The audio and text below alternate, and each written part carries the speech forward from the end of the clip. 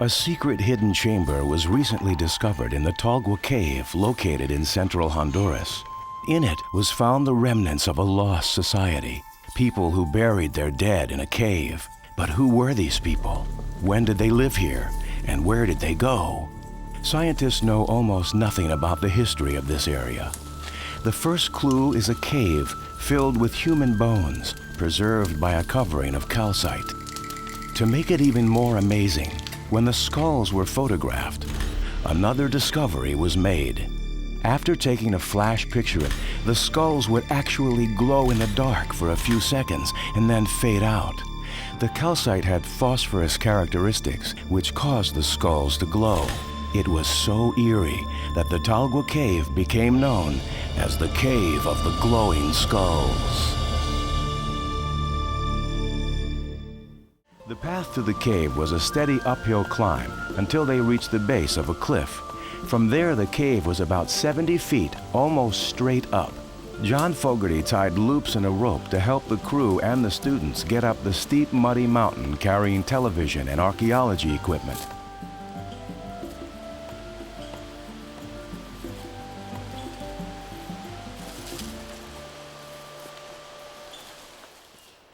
The opening to the cave was at the back of a cavern.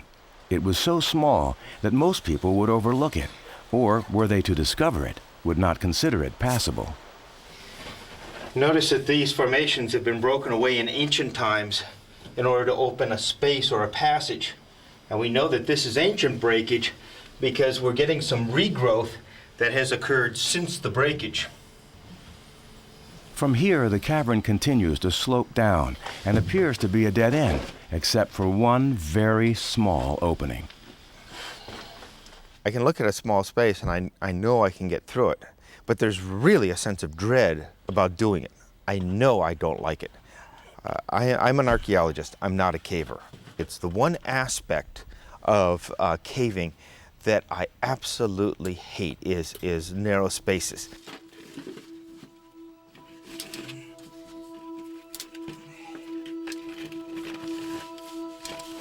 The first squeeze is a wormhole about 6 feet long with tight restrictions at each end.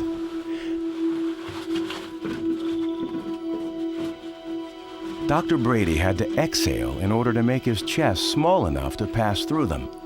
This would not be a good job for someone who's claustrophobic.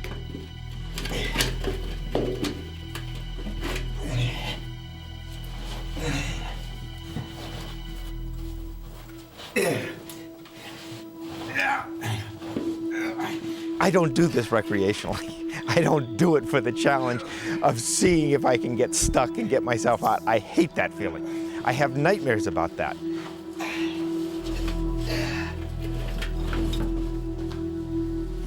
This is where the first cavers stopped. The cave now opens up to a large, unexplored chamber. The crew traveled deep into the cave.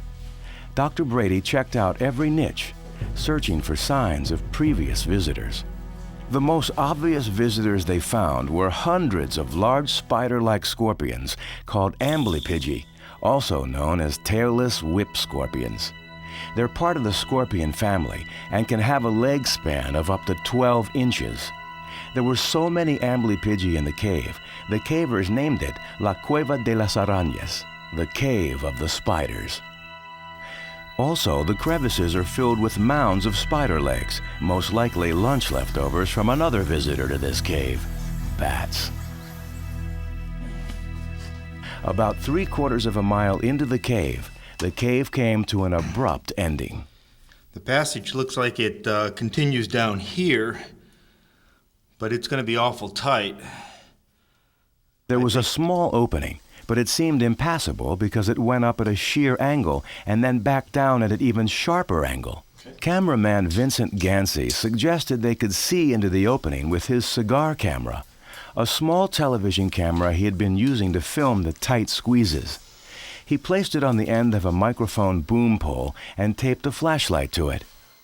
He was also going to use his helmet light and a flashlight to try to light up the chamber. Vincent didn't have a monitor, so Dr. Brady had to watch and direct him as he fished around blindly in the hole.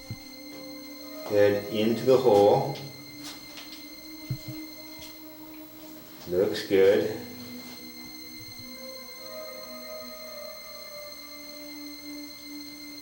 Terrific. Can you go down in a little bit farther, Vince? Looking down at the bottom of the hole, I can see the floor of the chamber, but... Okay, hey, that looks great. Vince, we got something. Yeah, it looks like a skull. We definitely have a secondary burial back in there. It looks like a second skull. Can you get any farther in? Okay, I think I see some bones back there. There's at least 2 individuals in there. 2 human skulls that had been placed here who knows how long ago and remained hidden possibly for 2,000 or 3,000 years now make their reappearance on television. I guess we're gonna have to see if we can't get in there. But is that all there is? Or is it part of a larger ossuary?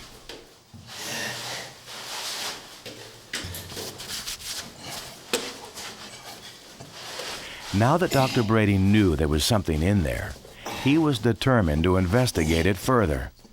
He climbed up through the first opening, switched his feet into the opening of the chamber, and lowered himself down, feet first. And then, after 20 years of doing cave archaeology, Jim Brady's worst fear came true. I am stuck. Oh, damn it. Oh, Jesus. Ooh. Going down into the chamber, I had that feeling.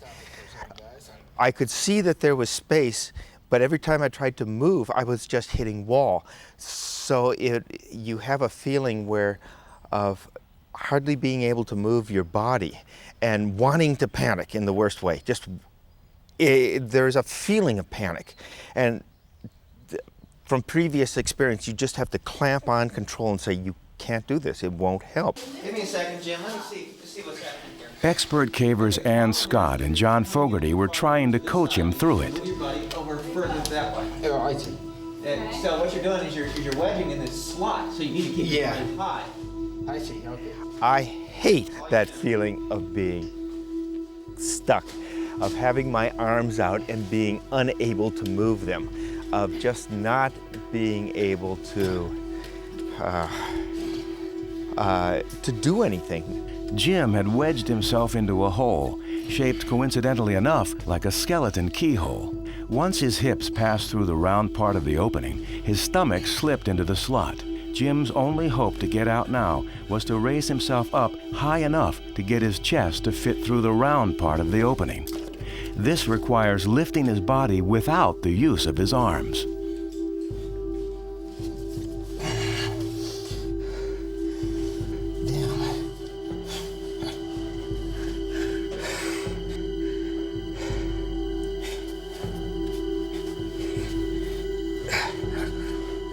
The only hope of getting out of a situation like this is to relax, which is, of course, easier said than done.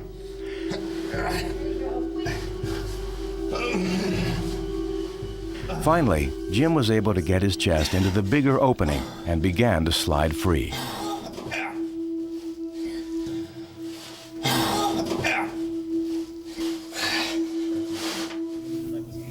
On the other side, Dr. Brady found a low tunnel and he can see some bones.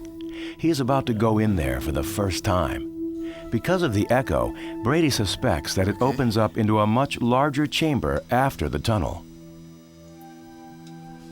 As difficult as this cave has been, imagine climbing through here carrying the remains of a loved one and using only a torch to light your way.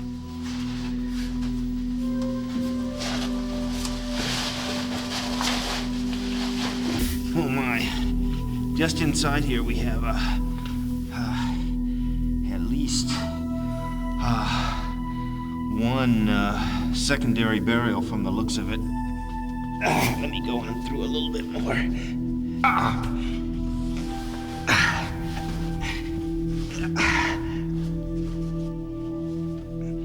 Good, the chamber opens up here.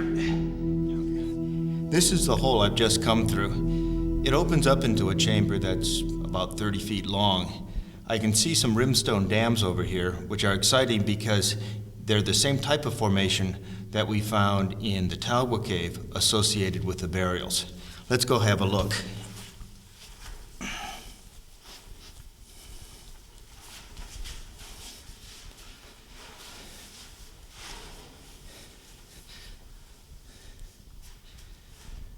Oh my.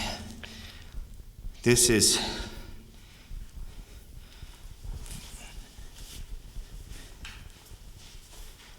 amazing. Here we have a couple of burials. Here's one skull, and I can see another one in the back over here.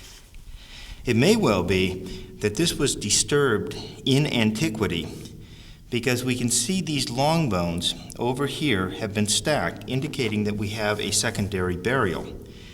Generally, in these situations, the skull is set on top. It may have been pushed off. Now, we know that this wasn't done recently because the skull is now cemented to this piece of pelvis.